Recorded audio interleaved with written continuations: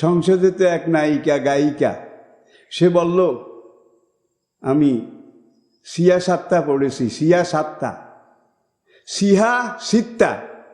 মহিলা বলল সিয়া 7টা। তাই না, সিয়া 7টা হাদিস, তিরমিজি শরীফ, মেশকা শরীফ, আবু দাউদ শরীফ, বুখারী, মুসলিম, তিরমিজি, এগুলো আমি অনেকবার পড়েছি। আমি সব তাফসির পড়েছি। কোন কিতাবে লেখা আছে হারাম বাজনা গান। আর এই মহিলা যখন সংসদে দাঁড়ায়, ব্রিটিশ পার্লামেন্ট, আমেরিকার পার্লামেন্ট, এমনকি ইসরায়েলের পার্লামেন্ট, এইদিকে তাকান, দেখবেন যে 100 জন এমপি, আইন প্রণেতা, 100 জনের মধ্যে অন্তত 95 জন তারা আইনজ্ঞ, আইনশাস্ত্রে লেখাপড়া করা, তারা আইন বুঝে, সংসদ বুঝে, জাতি বুঝে, শাসন প্রশাসন বুঝে। এইভাবে আপনি এই ব্রিটিশ, আমেরিকা, জাপান, জার্মান, অমুসলিম দেশগুলোর কথা বলছি আমি, সেখানে আজকে গণতন্ত্র আছে, এই জন্যে সেখানে সংসদ যারা চালায় তারা আইনজ্ঞ।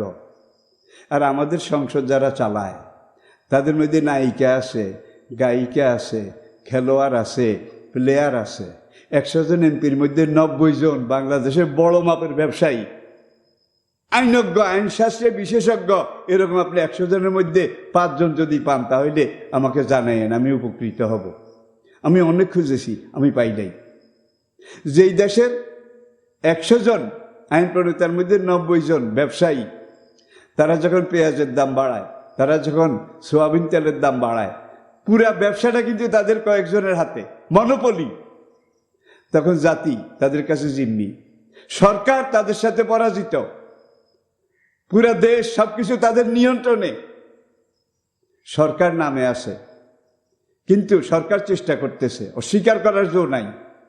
সোয়াবিন তেলের দাম কমাও, এটার দাম কমাও, এটার দাম কমাও, কিন্তু দেখা যায় সবগুলা ব্যবসার গোড়ায় ম্যানসেরুমেয়া, ম্যান অব অমুক, ম্যান অব অমুক, যার জন্যে সরকার চেষ্টা করলেও পেরে ওঠে না।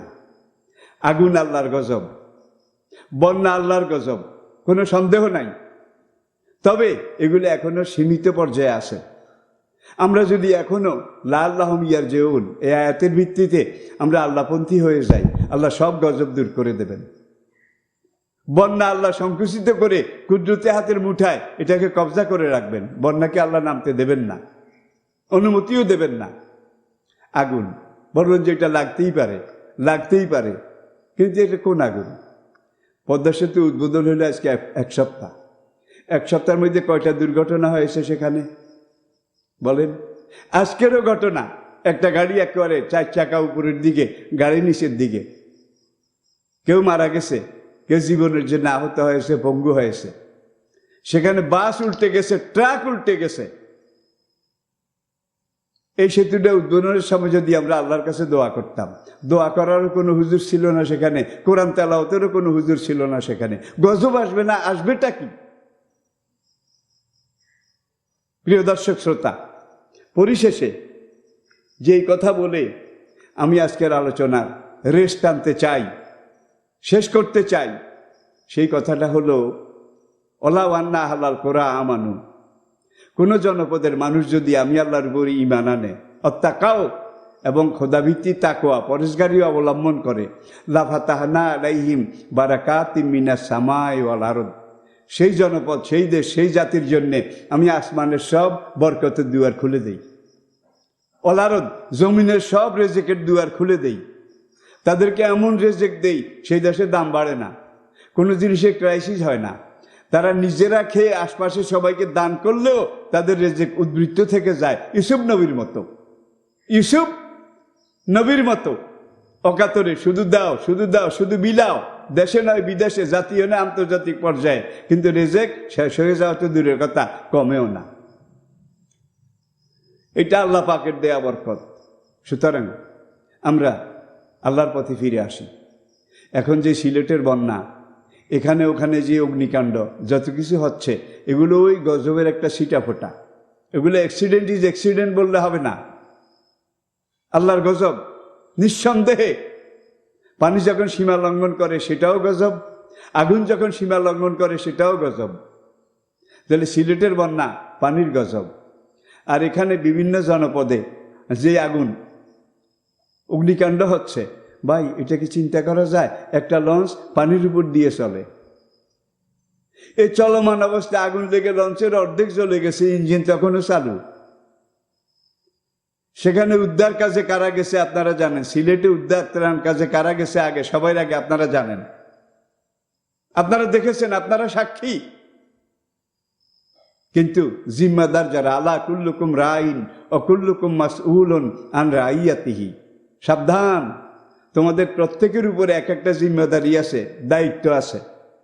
ও কুল্লুকুম মাসউলুন, আর তোমাদের প্রত্যেককে পুঙ্খানুপুঙ্খ রূপে জিজ্ঞাসা করা হবে হাসরের কঠিন আদালতে, আন রাইয়াতিহি, তোমার দায়িত্ব তুমি কদ্দুর পালন করেছ।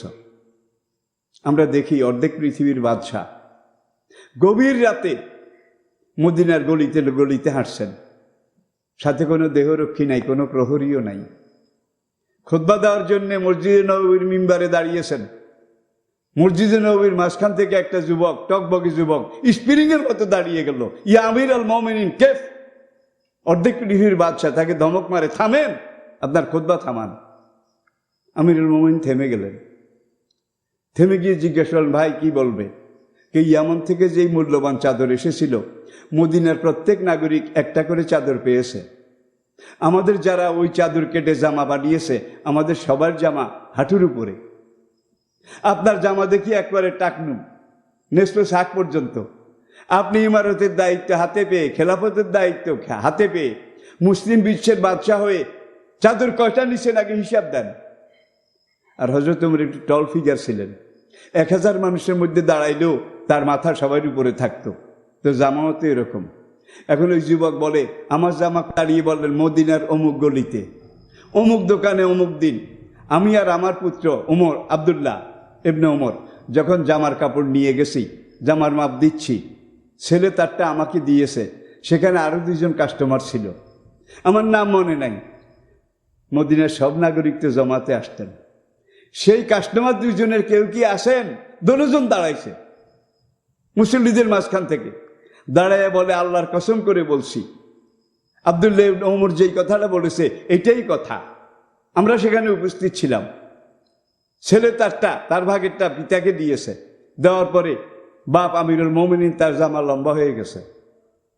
আর ইনিই বলতে পেরেছেন, ফোরাত নদীর পাড়ে একটা কুকুরের বাচ্চা যদি পানির পিপাসায় কষ্ট পায়, কাল হাসরের আদালতে আমি ওমরকে আল্লাহর দরবারে জবাবদিহি করতে হবে। আফ্রিকার নীল দরিয়ার পাড়ে একটা ঘোড়া পথ চলতে গিয়ে রাস্তা যদি অসমান হয়, পাথরে আঘাত খেয়ে ঘোড়াটার পায়ের খুঁট থেকে 1 ফোঁটা রক্ত পড়ে, আমি ওমরকে কাল হাসরের আদালতে আল্লাহর দরবারে জবাবদিহির মুখোমুখি হতে হবে। এটি হলো খেলাফত। প্রিয় দর্শক, পরিশেষে হুজুর বলছেন, আমার পরে খেলাফত 30 বছর ছিল। এরপরে নবী বলছেন খেলাফতের পরে হবে রাজতন্ত্র। আমরা দেখেছি রাজতন্ত্র হয়েছে। নবীজি বলেছেন রাজতন্ত্র চলে যাবে। আই রিপিট, আল খেলাফাতু বাদি সালাসুনা আমান, আমি চলে যাওয়ার পরে পূর্ণাঙ্গ ইসলামী খেলাফত 30 বছর চলবে। সুম্মা তাকুনু মুলকান গাদ্দান, তারপরে খেলাফত চলে যাবে, খেলাফতের জায়গা দখল করবে রাজতন্ত্র। প্রিয় দর্শক, করেছিল কিনা আপনারা একটু ইতিহাসের দিকে তাকান। নবী বলছেন রাজতন্ত্র চিরদিন থাকবে না। সুম্মা তাকুনু মুলকান জাবাবেরা, রাজতন্ত্র চলে যাওয়ার পরে স্বৈরতন্ত্র কায়েম হবে, স্বৈরাচার কায়েম হবে। হয়েছে কিনা আপনারা দেখুন। আজকে পুরো দুনিয়াতে গণতন্ত্রের নামেও স্বৈরাচার, এটার নামেও স্বৈরাচার, এটার নামেও স্বৈরাচার। আমাদের দেশে যারা ক্ষমতায় আসে, তাদেরকে নিচে যারা ক্ষমতার ভাগ পায় না, বিরোধী দল, তারা স্লোগান দেয় স্বৈরাচার, স্বৈরাচার, নিপাত যাক, নিপাত যাক। আবার যখন গণেশ উল্টায়, ক্ষমতাসীনরা রাস্তায় নেমে আসে, রাস্তাররা ওখানে যায়, তখন আগের ক্ষমতাসীনরা রাস্তায় থেকে স্লোগান দেয় স্বৈরাচার, স্বৈরাচার, নিপাত যাক, নিপাত যাক। তাহলে বোঝা গেল কুল্লুহুমু সাওয়া সাওয়া, কুল্লুহুমু সাওয়া সাওয়া। হ্যাঁ, এইটাও স্বৈরাচার, এইটাও স্বৈরাচার, আমরা মাঝখান থেকে আমরা আসার। এখন স্বৈরাচার চলছে। আই রিপিট, আমার পরে খেলাফত 30 বছর, তারপরে রাজতন্ত্র একটা সময়ের জন্যে, নবী বলেন রাজতন্ত্র চলে যাবে, স্বৈরাচার আসবে, পুরা দুনিয়া স্বৈরাচার কায়েম হবে। আজকে দুনিয়ার এক প্রান্ত থেকে আরেক প্রান্ত পর্যন্ত যেই নামেই হোক আসলে স্বৈরাচার। নবী যেটা বলেছেন 100 ভাগে 100 ভাগ, এটা হচ্ছে, হবে, কোনো সন্দেহ নাই।